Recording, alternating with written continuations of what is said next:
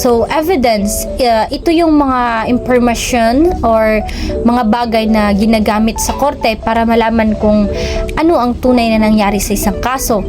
Like, ito ang pinanghawakan ng hukuman para makapagdesisyon ng patas at tama.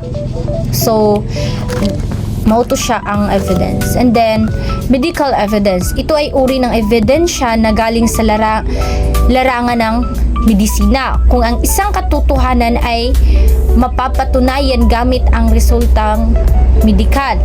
Masusuri ng doktor, autopsy, laboratory tests. Ang evidensyang ito ay tinatawag na medical evidence. Mahalaga ito lalo na sa mga kaso tungkol sa pinsala, pagkamatay o anumang kinalaman sa kalusugan. So, mga uri ng ebidensya. Una is autoptic evidence or object real evidence.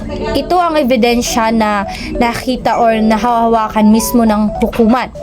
Ito ay konkretong bagay o aktwal na bagay na may kinalaman sa kaso.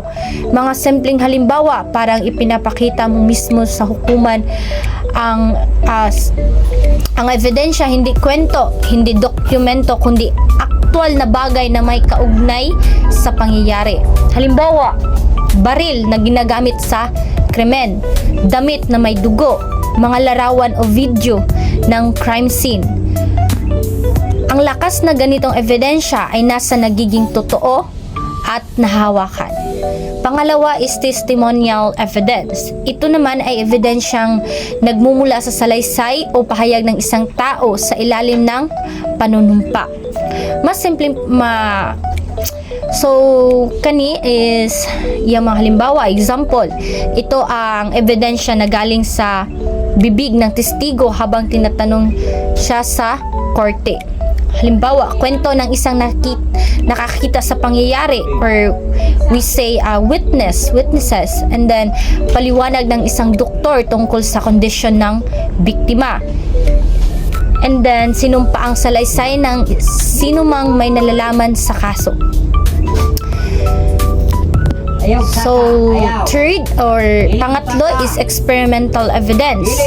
Ito ay uri ng ebidensya na nakuha sa pamamagitan ng pagsasagawa ng eksperimento, pagsubok or scientific testing. Layunin nitong ipakita kung paano gumagana ang isang bagay sa aktwal na kondisyon. Halimbawa, sa fingerprints, pagsubok sa mga fingerprints sa laboratory para mapatunayan kung sino or saan ito nanggaling or kanino ito nanggaling. And then, forensic testing sa dugo, DNA or bala upang malaman ang pinanggalingan, pagsasagawa ng crash test upang ipakita kung paano nawasak ang isang sasakyan. So, yun yung mga halimbawa ng experimental evidence.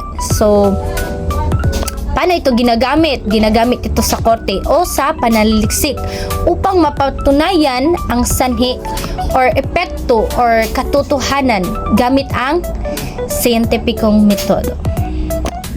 Lastly is the panghuli is documentary evidence, or in the Tagalog is dokumentaryong ebidensya.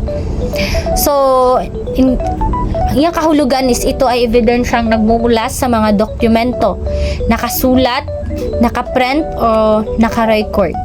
Layunin nito na magpakita ng informations, transactions o pangyayari. Mga halimbawa is birth certificate, kontrata, resibo, and also CCTV footage, recorded calls, photos, email, text messages, written letters, etc.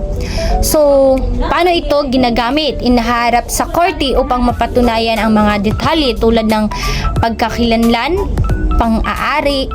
pag-aari, kasunduan, o oras ng pangyayari at iba pa.